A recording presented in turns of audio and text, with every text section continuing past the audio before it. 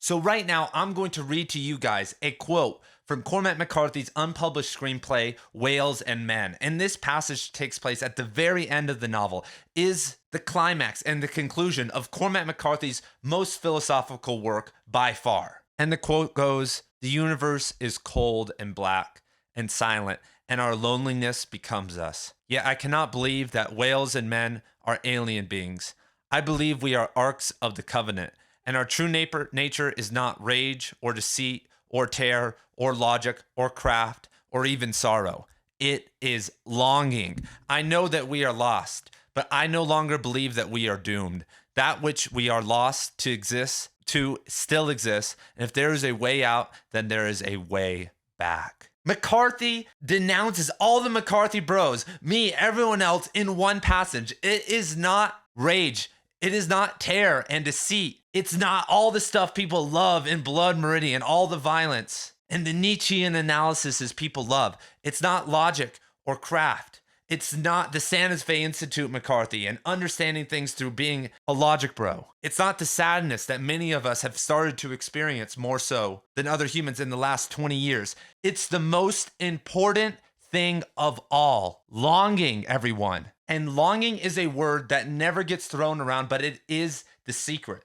Robert Bly, one of America's most influential poets, wrote this book called The Sibling Society. I have a 4.5-hour book breakdown on this. And his whole thesis was the main component we are missing that is not just causing depression, but is also causing writing to be so flat, is longing. And in our simulacra, consensual reality, as Jean Baudrillard would say, longing has been obliterated. We now have instant access to an infinite amount of experiences that require no effort. The things we hold so dear to our heart, love, religion, nature, have been commodified, simulated, and turned into a hyper reality matrix of garbage beyond our comprehension. Love used to be something that happened at a distance, that happened with no communication, that happened with your dreams and longing into the stars. This is where poetry and depth and vertical art and writing is born. When you long, there is no capacity for longing. The Indians and the yogis and the Buddhists knew that longing was just on the other side of devotion. And that's how they could tap into their ecstatic and higher consciousness experiences. But over here in the West,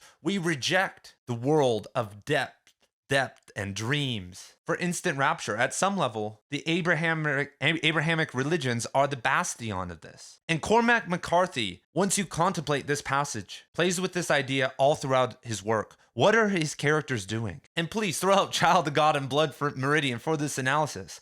They are all longing. The whole Border trilogy is about two young men longing for freedom, for a place in reality where they'll be at one with nature again. But in the post-nuclear age, that's impossible. The Orchard Keeper is McCarthy longing for the lost period that his father, Charles McCarthy, attorney for the Tennessee Valley Authority, helped destroy. All great artists have to be great longers because in the moments when you aren't writing, you can still be growing as a writer, but that involves the extension of your unconscious, of your artistic ability, and that can happen all day. Swiping on TikTok is completely horizontal and requires no movement of, psychic energy. But going on a multiple week horseback riding trip in El Paso, south of El Paso, like McCarthy did, he was dreaming something bigger out there, dreaming for a world and an energy and guys like me to continue on with his energy of longing, because longing has no ambition. If it's done right, there can be no power,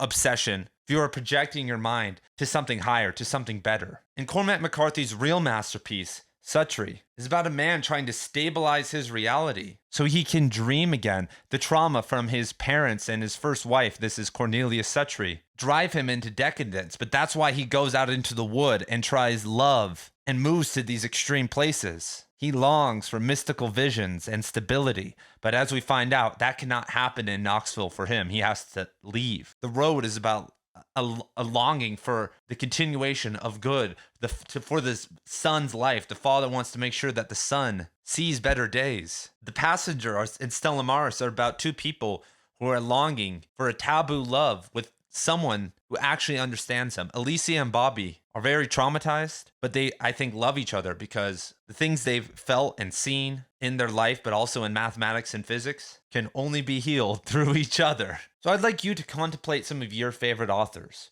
Where would Walt Whitman, William Wordsworth, Yukio Mishima, or Rilke be without longing? It's not hard. I mean, it is very hard to be the most logical writer in the room, to have the best sentence structure and do all that. But anyone can do that. And that really does nothing for you. It's just a dick's measuring competition. But if you long, there is no ambition in that. The fruits of that journey are infinite and yours to keep. And there are so many people, Rilke and Rumi, who say the same thing. This word is always used. Lorca has used this. And that's why McCarthy feels like it's poetry. His prose is so elevated, it feels as refined and as beautiful as poetry. Because poets, because of the terrible economics surrounding poetry, have been forced to long. There is no success in poetry. If you want to continue in poetry, unless you're the idiot the diversity quota for the big book publisher needs for the year, you're going to have to learn to long. And someone like Cormac McCarthy, who wrote for 60 years, was